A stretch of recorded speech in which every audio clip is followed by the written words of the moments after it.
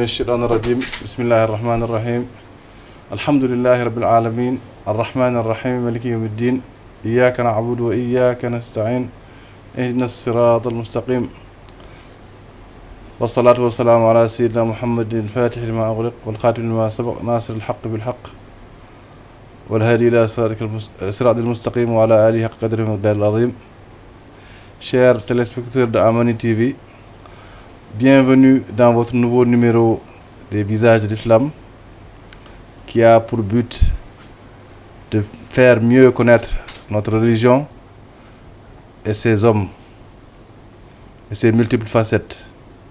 Aujourd'hui, nous avons le plaisir et l'honneur d'accueillir Serigne Mor Talla Ndiéguène, un frère, petit-fils de Serigne Ahmad Baro Ndiéguène et de Serigne Mohamed Ndiéguène, donc dans la région de Thiès, une grande famille Tidjani, très connue et qui a joué un très grand rôle le siècle dernier dans la propagation de la tariqa Tidjane. Serigne Mor Talla Ndiéguène réside en France. Il a fait ses études au Sénégal, puis au Maroc, des études de droit, et depuis quelques années, il vit en France.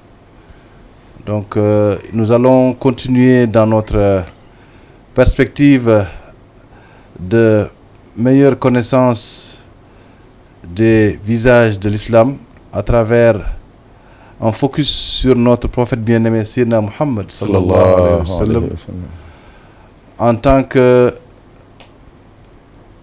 homme d'État, en tant que prophète, en tant que père de famille, en tant que humain parmi les humains tout court. Et M. Ndiéguène va nous entretenir de une de ces ou deux de ces facettes à travers cette émission. M. Ndiéguène, bienvenue. Marhaban bikoum. Marhaban bikoum. Assalamu alaikum wa rahmatullahi wa barakatuh, Dr Kane. Bienvenue, pouvez peut-être vous présenter rapidement. Je sais que vous avez aussi une organisation qui s'appelle Safinatul Fuqara Al-Fuqara Ilallah. Bienvenue. Peut-être vous juste nous dire un petit mot sur votre parcours. Bismillahirrahmanirrahim. Alhamdulillahi Rabbil Alamin. Alhamdulillah. والصلاة والسلام على سيد الخلق وحبيب الحق سيدنا ونبينا ومولانا محمد صلى الله عليه وسلم وآله وصحبه وسلم تسليما كثيرا دائما أبدا إلى يوم الدين وحسبنا الله ونعم الوكيل والحمد لله رب العالمين. رب اشرح لي صدري ويسر لي أمري واحلل عقدة من لساني يفقه قولي. Chers téléspectateurs de Amani TV, c'est un honneur, un plaisir de partager ces moments de spiritualité, d'amour, de solidarité, surtout d'échange au nom d'Allah et du prophète Mohammed sallallahu alayhi wa sallam, en compagnie de Dr Kane, masha'Allah, un grand homme de savoir, de science, que Allah a mis sur notre route à travers un ami qu'il a eu à rencontrer lors de ses voyages à l'aéroport Ousmane Sembène, masha'Allah, et depuis beaucoup de temps on échange, et tout ça dans le but de profiter et de faire profiter à l'humanité, aux hommes en général et même à l'univers des bienfaits et de la baraka incommensurables, sans limite du prophète bien-aimé, le prophète Sayyidina Muhammad sallallahu alayhi wa sallam. Comme vous l'avez si bien dit, donc moi je suis un ressortissant de Thiès, je suis né à Thiès. Mes parents sont là-bas, Serigne Mounirou Ndiéguène, le khalife général de la famille Ndiéguène actuelle et mon père.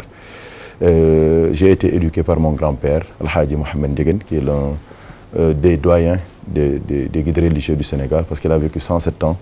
Il était le plus âgé parmi tous, masha'Allah. Lui aussi, il est l'héritier d'une grande succession de spiritualité, de wilaya, surtout de la khilafa de la tariqa Tijaniya.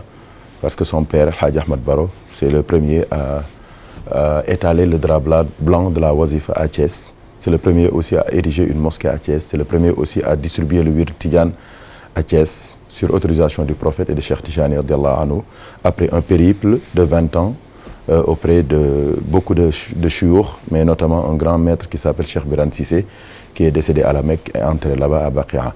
Son père lui aussi a eu l'honneur et le privilège de rencontrer l'un des plus grands panafricanistes de notre monde, Maulana Cheikh Al-Hadj Omar Al-Fouti. Et c'est celui-là aussi qui l'a initié à la Tijaniya.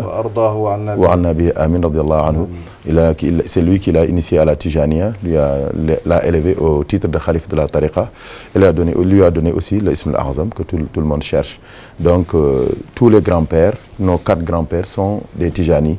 Et alhamdulillah, c'est cet héritage-là qu'on essaie de perpétuer, de protéger et surtout de transmettre aux générations et de faire profiter à tous ceux qui ont la chance des lumières du prophète sallallahu alayhi wa sallam et de sa baraka. Donc en résumé c'est ça. Donc c'est après des études à Thiès, CM, lycée, jusqu'à l'obtention du bac, j'ai eu la chance d'aller au Royaume chérifien. C'est là que j'ai fait mes études de droit. Après cela, je suis retourné au Bercail, au service de mon père. Et après cela, Dieu a fait que j'ai eu l'opportunité d'aller en Europe, à Paris exactement. Et alhamdulillah, depuis quelque temps, on est là-bas et on essaie de, malgré la conjoncture, les difficultés, de vivre notre foi et notre attachement, notre allégeance à Maulana Cheikh Ahmed Tijani, avec les frères. Et donc à Sayyidina Mohammed. Ah oui, automatiquement. Sallallahu alayhi wa sallam. Oui, ça va de soi. C'est vraiment très heureux parce que le but de l'émission, c'est justement de mettre en exergue la beauté de l'islam, de faire aimer le prophète sallallahu alayhi wa sallam. C'est l'un des buts de l'émission. Parce qu'il y a de quoi aimer. Machallah, le but est noble. Machallah. Et quand Dieu lui-même dit que le prophète sallallahu alayhi wa sallam est une miséricorde pour l'humanité, on doit se dire qu'est-ce que j'attends pour aller chercher cette miséricorde. Et l'un des premiers, dans des moyens les plus puissants d'avoir cette miséricorde, c'est de l'aimer. Car Allah subhanahu wa ta'ala a dit قُلْ إِن كُنْتُمْ تُحِبُّونَ اللَّهَ فَاتَّبِعُونِ يُحْبِبْكُمُ اللَّهُ. Donc la clé de l'adoration est dans l'amour du prophète. Sallallahu alayhi wa sallam. La clé de l'amour de Dieu est dans l'amour du prophète. Sallallahu alayhi wa sallam. La clé de l'amour du prophète sallallahu alayhi wa sallam est dans le fait de le suivre. Et pour le suivre, il faut le connaître. Et c'est ça le but de l'émission Visage de l'Islam. Inch'Allah. Donc nous allons peut-être vous écouter dans une première question. La dimension sociale du prophète sallallahu alayhi wa sallam. On sait que c'était un prophète. On sait qu'il a été des révélations. Il a un côté ésotérique et batin très profond que personne ne peut percer.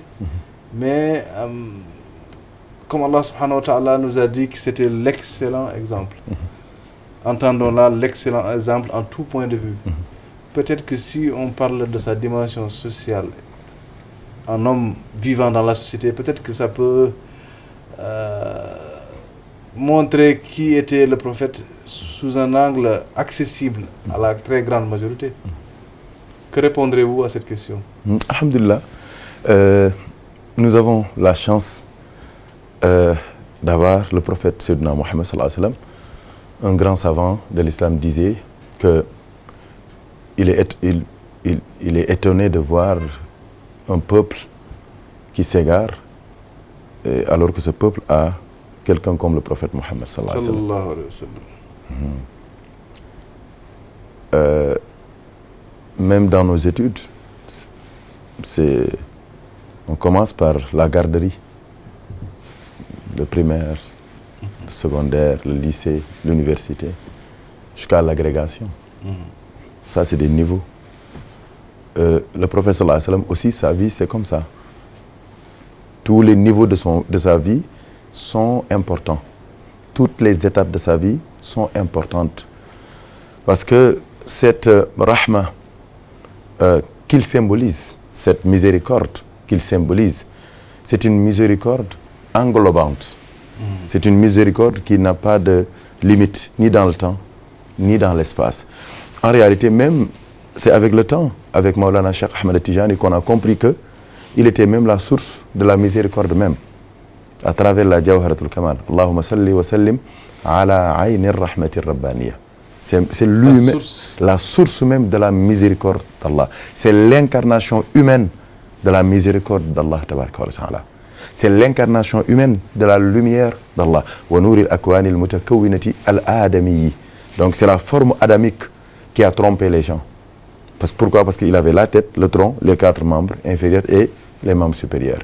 Et c'est ça qui a été le blocage de beaucoup de gens, surtout de ses contemporains. Pourquoi? Parce qu'ils n'arrivaient pas à percer ce qui se cache derrière leur semblable.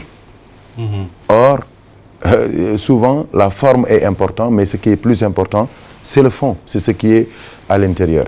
Et c'est ça qui était à l'origine de tous les problèmes qu'il a eu à l'âge de 40 ans, lors de quand le Coran lui a été révélé. Lors de la révélation, quand il a commencé à dire que Allah lui a parlé, Sidna Jibril est venu lui parler, et le prophète sallallahu alayhi wa sallam a chamboulé toute l'ossature, toute l'organisation sociale qui était là-bas. Et il faut se demander, c'est quelle organisation il a chamboulé.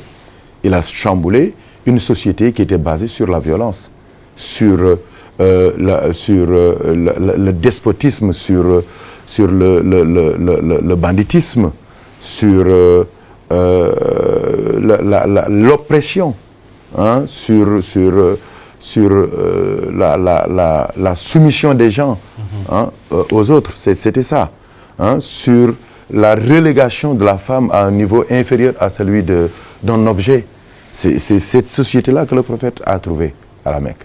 Et là, il est venu avec un message qui dit tout le contraire de ce qu'ils étaient en train de vivre. Et c'est là que les problèmes ont commencé, parce que les gens, l'homme est souvent ennemi de ce qu'il ignore, mais l'homme aussi est souvent ennemi de la réalité, de la vérité, de tout ce qui est correct, parce qu'ils étaient habitués à vivre comme ils voulaient, tuer qui tu veux, oppresser, opprimer qui tu veux, prendre les biens de l'autre sans rendre compte à qui que ce soit, faire des guerres pendant 100 ans, mourir pour quelque chose de banal, des trucs comme ça. C'était la vie des gens qui étaient autour du prophète sallallahu alayhi wa sallam. Et là, Allah tabaraka wa ta'ala est venu lui dire, la première chose, la première injonction que je te donne, le premier ordre que je te donne, c'est Iqra. Et là, c'est là que les problèmes ont commencé. Parce que eux, ils savaient pas lire, ils savaient pas écrire, ils aimaient pas l'ouverture, ils aimaient pas la lecture. Ce qu'ils aimaient, c'est suivre leur passion. Le plus fort, mater, phagocyter, agresser et massacrer le plus faible, c'était ça. Et le prophète sallallahu alayhi wa sallam a commencé à leur dire, mais moi, on m'a révélé d'apprendre, de lire, de connaître, de regarder, d'observer, d'être conscient, d'être éveillé, d'avoir le discernement, de faire la part des choses entre le bien et le mal, entre la nuit et le jour, entre l'Est et l'Ouest, entre le céleste et le terrestre. Le prophète était venu maintenant pour être un trait d'union entre le ciel et la terre, un trait d'union entre les peuples, un trait d'union entre les cultures, un trait d'union entre les civilisations. Et c'est là que les problèmes ont commencé. Et alhamdoulilah, mais avec l'aide d'Allah tabaraka wa ta'ala, parce qu'Allah lui a dit dans le Saint-Coran, c'est ça la différence entre quelqu'un qui est motivé et quelqu'un qui a une autorisation expresse et officielle. C'est pas la même chose. Le bénévolat n'est pas un contrat dûment signé, c'est pas la même chose. Le prophète sallallahu alayhi wa sallam, Allah lui a dit, inna arsalnaka shahidan wa mubashiran wa nadiran wa da'iyan ila Allahi bi iznihi. C'était son secret. C'est la 5e dimension du prophète sallallahu alayhi wa sallam. Bi iznihi. Tout ça, tu le fais au nom d'Allah, par l'autorisation d'Allah tabaraka wa ta'ala. C'est pour cela qu'il avait cette force qui transcendait, qui dépassait les entendements. C'est ça qui faisait que quand il parlait, ils entendaient l'arabe, mais ils entendaient autre chose au-delà de la langue. C'est pour cela que quand il faisait quelque chose, on voyait un acte, mais derrière cet acte, il y a quelque chose qui se dégageait. Il y a un parfum de la présence divine qui se dégageait et les gens ne comprenaient pas. Et le prophète voulait qu'ils sentent cette odeur-là. Et cette odeur-là, c'est lui qui la sent, il est sauvé ici et dans l'au-delà. Et donc c'est pour cela que Allah, dans sa miséricorde, pouvait nous envoyer une lumière comme ça. Hein? Une lumière comme on voit, comme la lumière des caméras. Il pouvait nous envoyer un ange, il pouvait nous envoyer une autre créature. Mais il a dit, le prophète sallallahu alayhi wa sallam, walladhi ba'atha fil ummiyina rasulan minhum, rasulan minhum. Parce que ça, c'est une miséricorde en même temps, en premier lieu, mais en même temps, c'est un piège. C'est un blocage. Pourquoi? Parce que on a tendance à se fier à sa forme physique, à parler, les gens de la Mecque même, ils parlaient de sa mère qui mangeait de la viande séchée, hein, et de son père qui était pauvre, qui n'avait rien. Donc, c'est ces blocages-là. Et Allah, il dit au prophète Mohammed sallallahu alayhi wa sallam, c'est le prophète qui parle même dans le Coran, il dit « Innama ana basharun mithlukum ». Mais attention, « Yuha ilayya ». Donc, Innama ana basharun mithlukum, c'est la dimension humaine du prophète sallallahu alayhi wa sallam. Yuha ilayya, c'est sa connexion avec Allah tabaraka. Je suis comme vous, je suis votre semblable. C'est ça. J'ai la forme humaine, j'ai un père, j'ai une mère. Mais attention, j'ai une révélation. Sidna Jibril me parle au nom d'Allah tabaraka wa ta'ala. C'est moi qui suis le trait d'union entre le ciel et la terre. Il n'y a aucune communication qui peut aller vers Allah tabaraka wa ta'ala sans passer par moi, passer par moi. Justement, c'est ça qui est extraordinaire. Aujourd'hui, on voit les chefs d'État, nos chefs d'État, là, nos souverains, les rois, les empereurs d'aujourd'hui. Pour les rencontrer, il faut faire une demande d'audience, il faut, alors qu'ils ont juste un pouvoir temporel. C'est ça. Et lui, il avait le message divin, il avait la révélation, il parlait à Jibril 50 fois dans la journée, et puis en même temps, il est resté sociable, il est resté accessible. Sallallahu alayhi wa sallam. Qu'est-ce que vous pouvez nous dire sur cet aspect-là de sa vie qui est quand même extraordinaire? Parce qu'en même temps, il cherche à transmettre un message, en même temps, on sait qu'il a un message exceptionnel qui va bouleverser le monde, et en même temps, il est d'une accessibilité incroyable, d'une sociabilité incroyable. C'est ça. Quel est le sens d'un message qu'on cache? Si ce message est destiné à des gens, à des peuples, à des générations. Attention, le message du prophète sallallahu alayhi wa sallam n'est pas pour le 6e siècle, ni pour le 10e, ni pour le 21e siècle, ni pour le 30e siècle. C'est un message qui transcende le temps et l'espace. Donc, tous les messages peuvent être transmis avec des blocages, des problèmes, sauf celui du prophète. Parce que c'est un message qui n'appartient pas exclusivement aux gens de son époque. Lui, il le savait. C'est pour cela qu'il a transmis tout ce que Allah tabaraka wa ta'ala lui a demandé de transmettre. Hein? Donc, si le prophète sallallahu alayhi wa sallam n'est pas accessible, mais nous tous, nous sommes perdus. Et Allah lui dit dans le Coran, فَبِمَا رَحْمَةٍ مِّنَ اللَّهِ لِنْتَ لَهُمْ وَلَوْ كُنْتَ فَظًّا غَلِيظَ الْقَلْبِ لَانْفَضُّوا مِنْ حَوْلِكَ فَاعْفُ عَنْهُمْ وَاسْتَغْفِرْ لَهُمْ وَشَاوِرْهُمْ فِي الْأَمْرِ فَإِذَا عَزَمْتَ فَتَوَكَّلْ عَلَى اللَّهِ. Ce verset-là, c'est l'un des plus beaux versets du Saint-Coran. Allah, il dit, ce que tu as dans ton cœur là, cette rahma que tu symbolises, que tu as incarné dans ton entièreté, cette rahma-là, ça vient de moi. Et le prophète, il le sait. C'est pour cela que dans la Jawharatul Kamal, à la fin, on dit « Ifadatika minka ilayka ». C'est une rahma d'Allah, venant d'Allah, et qui retourne vers Allah. Parce que lui, il a cette force que Allah lui a donnée, mais il ne s'est pas autoproclamé roi, ou bien despote, ou bien maître du monde. Après que Allah lui a donné cette force, et que l'humanité est venue vers lui parce qu'il a cette lumière-là, il a été modeste, il a ramené tout vers Allah tabaraka wa ta'ala.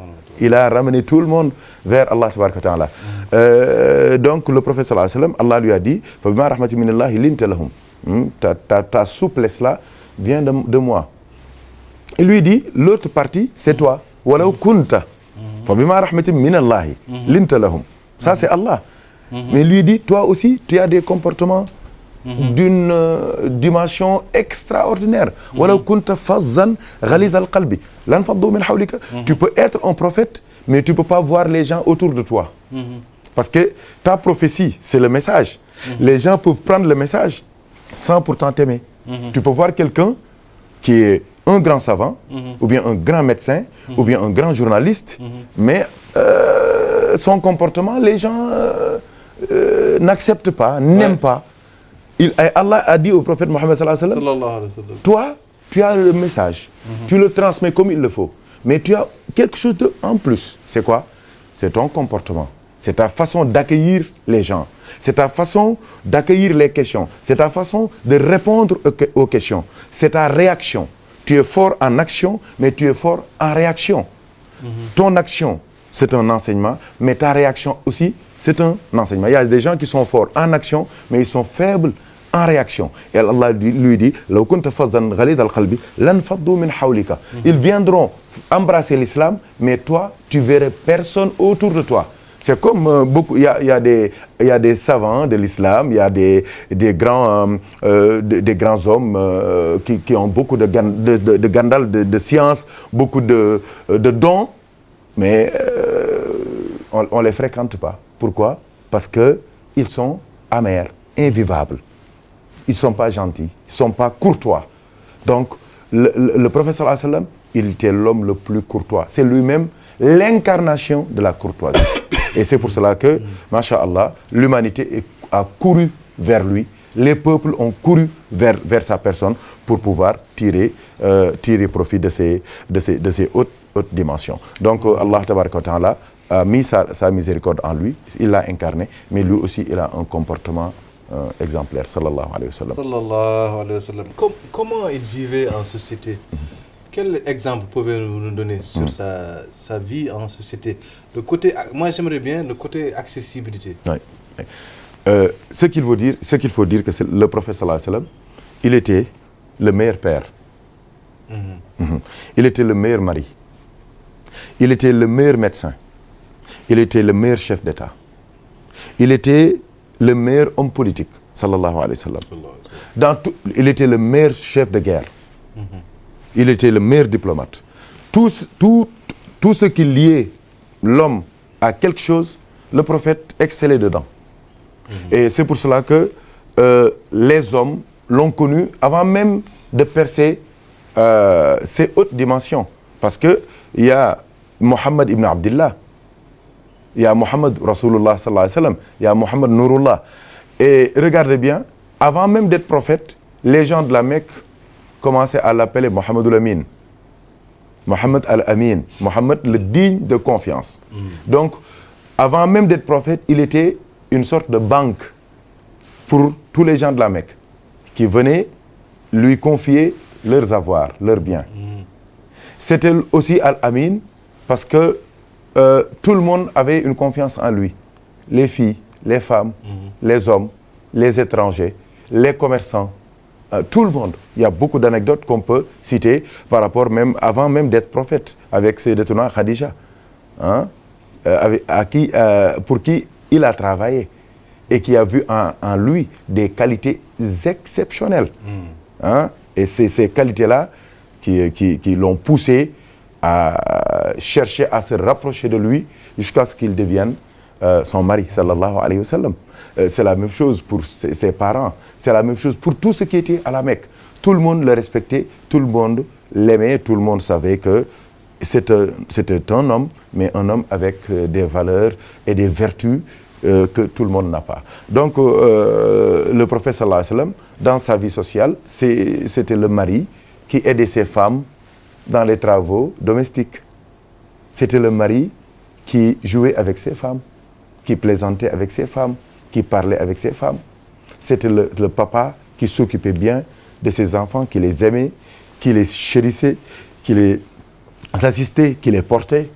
C'était le frère aussi qui aimait tout le monde, qui aidait tout le monde. C'était aussi l'ami des pauvres et des gens de la basse classe.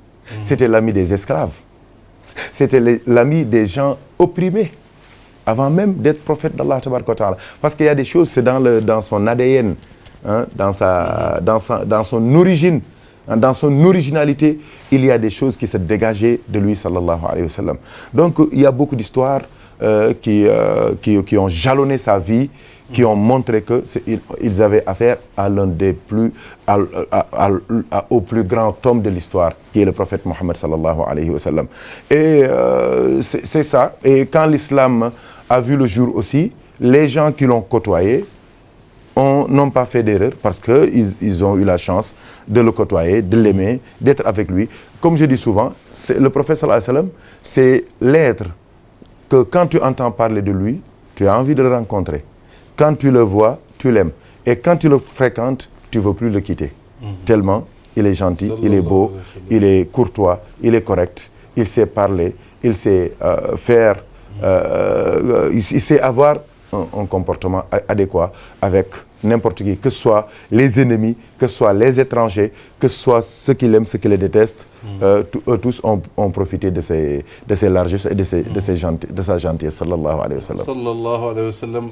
On voit bien que ce sont des qualités qui se font de plus en plus rares. C'est ça. Et on a eu la chance quand même, masha'Allah, à travers nos guides spirituels,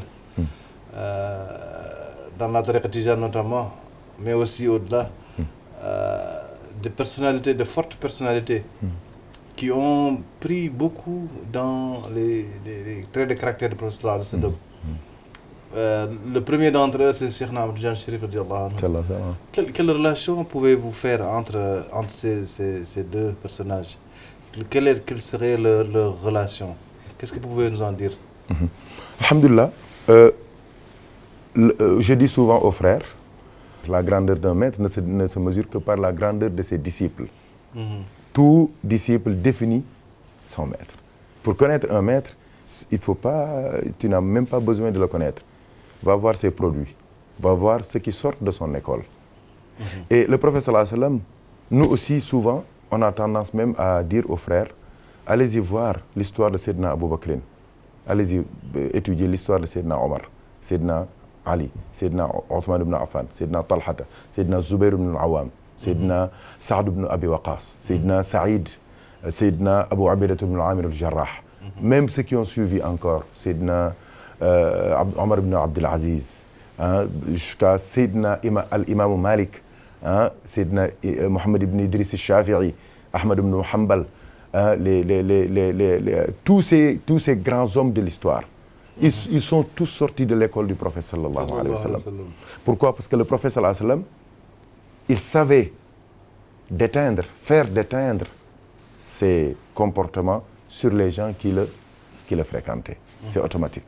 Tous les gens qui étaient à côté de lui sont devenus, je peux parler comme ça, des photocopies du prophète.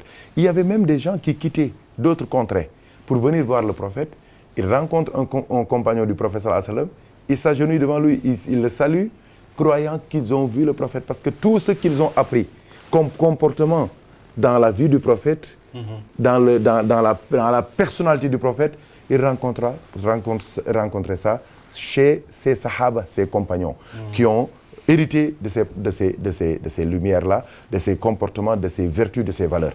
Et cet héritage-là n'a pas cessé d'être protégé, d'être transmis jusqu'au XVIIIe siècle avec Maulana Cheikh Ahmed Tijani radiyallahu ta'ala anhu, qui est l'héritier attitré du prophète sallallahu alayhi wa sallam, qui a hérité sa lumière, qui a hérité sa science, mais qui a hérité aussi son sirr, son secret. C'est les trois choses qu'il a héritées du prophète sallallahu alayhi wa sallam: sa lumière, sa science et son sirr.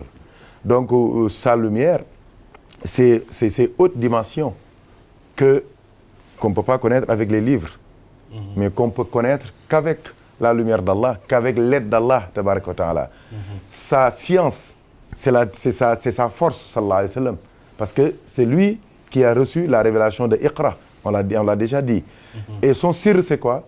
C'est le secret avec lequel il arrivait à ouvrir les poitrines, à ouvrir les cœurs, sans anesthésie, sans scalpel, sans chirurgie, à ouvrir les cœurs et à atteindre les ruhs pour y déverser cette puce de la ilaha illallah Muhammad Rasulullah.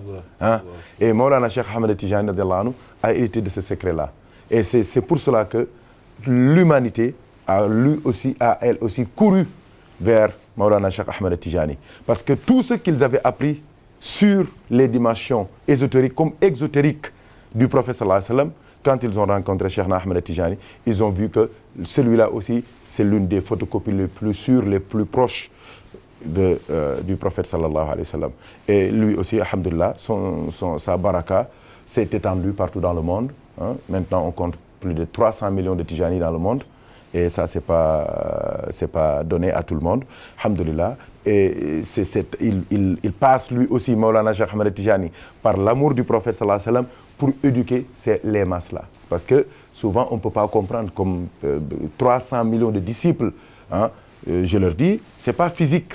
Cette éducation-là, sa tarbiya, ce n'est pas une tarbiya physique. C'est une tarbiya qui est basée sur des principes, sur une lumière, sur des valeurs, sur des chouroutes qu'on respecte. Si on les respecte, on a ce que ses compagnons avaient, on a ce que les compagnons du prophète sallallahu alayhi wa sallam, parce que Cheikh Tidiane lui aussi, le prophète lui a dit « Ashabuka ashabi ». Fuqara'uka fuqara'i, talamizatuka talamizati. Tes compagnons sont mes compagnons, tes disciples sont mes disciples. Pourquoi? Parce qu'ils avaient la même boisson. Cette boisson, c'est quoi? C'est la ilaha illallah, Muhammad Rasulullah, avec le secret qu'il y a dedans. Et regardez bien, Cheikh Tidiane, il éduque ses disciples à travers quoi? À travers la salatul fatihi. La salatul fatihi, c'est quoi? Allahumma salli ala sayyidina Muhammad, Muhammad 1, Al-Fatihi 2, Al-Khatimi 3, Al-Nasiri 4, Al-Hadi, c'est 5. Et c'est ces 5 dimensions. Qu'est-ce que ça veut dire? La Salatul Fatihi, c'est la prière principale de la tariqa Tijaniya, qu'on utilise matin et soir. Et c'est à travers cet abreuvage, cette boisson spirituelle que Cheikh Tidiane éduque ses disciples. Pourquoi? Parce que dans la Salatul Fatihi, il y a les 5 dimensions du prophète sallallahu alayhi wa sallam. Les 5 dimensions du prophète, c'est quoi? C'est ça, Muhammadiyya. Le prophète, le fait seulement qu'il soit Muhammad, ça suffit. Mais Allah a fait qu'il est le Muhammad qui est loué. Le digne de louange. Le digne de louange. Le préposé à la louange. À la louange. Pourquoi? Le fait pour la louange. C'est ça. C'est-à-dire la manifestation de la louange à Allah. C'est ça. Et Muhammad, c'est la finalité. Parce qu'avant de devenir Muhammad, il a été Hamid. Avant de devenir Muhammad, il a été Ahmad. Il est le loueur. Après, il est devenu le meilleur des loueurs avant d'être loué lui-même. C'est Muhammad qui est la finalité. Sallallahu alayhi wa sallam. Et la deuxième dimension, c'est quoi? Al-Fatih. Al-Fatih lima ughliqa. C'est lui qui a ouvert ce qui était clos. Qu'est-ce que ça signifie pour le Tijani, le disciple qui pratique le wird Tijani? C'est que en pratiquant le wird, toutes les portes qui mènent vers le paradis, toutes les portes qui mènent vers la lumière du prophète, toutes les portes qui mènent vers le bien, vers l'application des décrets d'Allah, des lois divines, ces portes-là s'ouvrent devant toi. Parce que tu es en train de prier, d'aimer celui qui incarne Al-Fatih lima ughliq. Al-Khatim lima sabaq, c'est lui qui a clôturé, qui a fermé ce qui a précédé. Ça veut dire quoi? Quand tu fais ça, quand tu plonges dans les lumières de la Salatul Fatihi, qu'est-ce qui se passe? Toutes les portes du péché, toutes les portes de la mécréance, toutes les portes de l'associationnisme, toutes ces portes-là se ferment devant toi. Même si tu veux faire le péché, tu n'as pas de péché. Tu ne peux pas le faire parce que les portes du péché se ferment devant toi. Qu'est-ce qui suit? An-Nasiri. An-Nasiri veut dire quoi? C'est lui qui aide la vérité, par la vérité. Non pas aider la vérité par le mensonge. C'est en ce moment-là, le disciple Tijani qui pratique la Salat Fatihi, qui psalmodie la Salat Fatihi, devient un chevalier de la vérité. Il vit, qui défend Allah, qui défend le Coran. Allahu al-Haq. Il défend la vérité, il défend Allah, il défend le Coran, il défend la Sunna du prophète sallallahu alayhi wa sallam, il défend le prophète sallallahu alayhi wa sallam. Il devient un chevalier de la vérité. Là où il y a la vérité, il est là. Si la vérité se déplace, lui aussi il se déplace pour suivre la vérité. C'est la dimension ésotérique de Nasir al-Haq bil-Haq.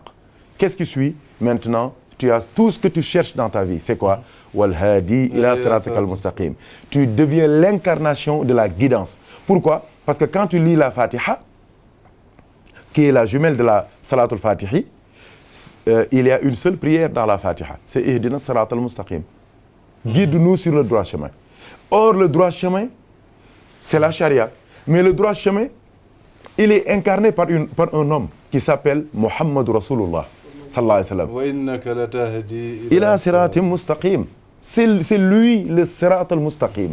C'est lui l'incarnation de la guidance, de la guidée. Celui qui ne le suit pas, il n'ira jamais au paradis. Celui qui ne le suit pas, il ne se rapprochera jamais de la miséricorde d'Allah. Donc, la salatul fatihi, c'est ça. Et regardez bien, j'ai parlé des 5 dimensions de la salat fatihi. Pourquoi les 5 dimensions? Parce que ces 5 dimensions-là, quand tu les incarnes, ça t'ouvre, ça te plonge dans les 5 hadarat d'Allah. Le Hahut, le Lahut, le Malakut, le Jabarut et le Nasut. Je ne peux pas m'y étaler. Mais ça aussi, ça t'aide à maîtriser tes 5 sens. Le toucher, la vue, l'odorat, et quoi encore?